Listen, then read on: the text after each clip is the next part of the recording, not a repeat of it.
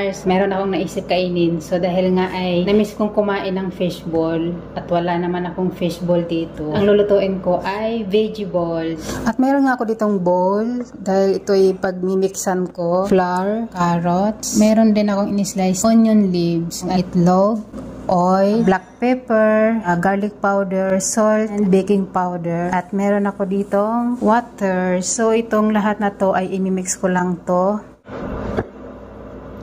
At magsimula na nga tayo mga Mars magmix ng ating ingredients. So, unahin natin dito yung flour, egg, water.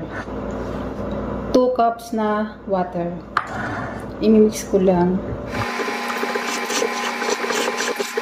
Na-mix na nga natin yung ating flour na may itlog. At ilalagay ko yung oil.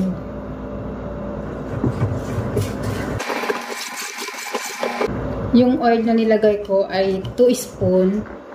At yung flour naman ay 2.5 cup. At ayun na nga mga Mars, na-mix ko na. Ano siya. At ilalagay na natin yung ating garlic powder, black pepper, baking powder, at salt. I-mix na natin.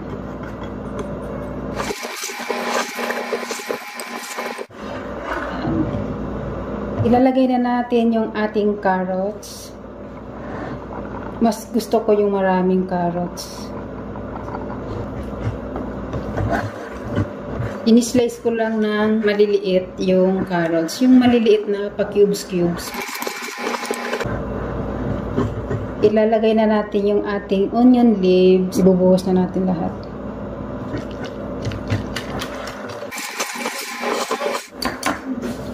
At ito na nga mga Mars yung ating pinagmimix na ingredients. So, hahayaan ko muna siya dito. At next natin gagawin ay yung sauce ng veggie ball. At ito na nga mga Mars yung ating ingredients sa sauce ng ating veggie ball. So meron ako ditong onion, garlic, chili, 1 cup of sugar, 2 spoon cornstarch, vinegar, water.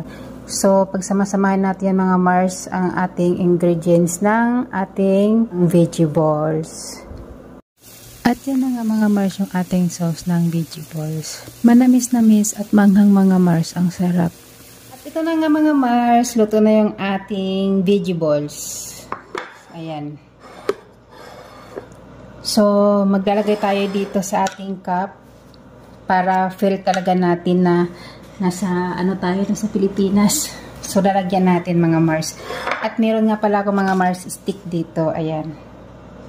Ayan, para feel ko na, imagine ko na lang siya na fishball. So, maglalagay ako dito. Ayan. Maglalagay ako dito sa cup at lalagyan ko siya ng sauce.